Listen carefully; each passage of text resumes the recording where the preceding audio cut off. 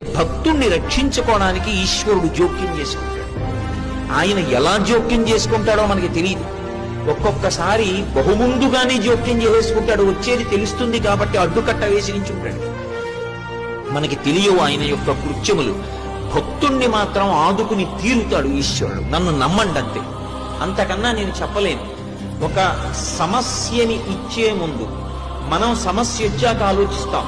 భగవంతుణ్ణి నమ్ముకున్న వాడి గురించి పరమేశ్వరుడు సమస్య ఇవ్వడానికి ముందు వాడికి పరిష్కారం ఎలా చూపించాలని ఆలోచిస్తాడు.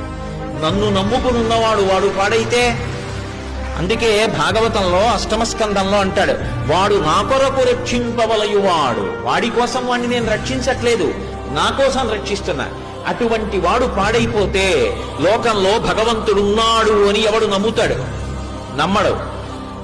నేను ఉన్నాను అని నమ్మాలంటే నన్ను నమ్ముకున్నవాడు పాడవడానికి వీల్లేదు.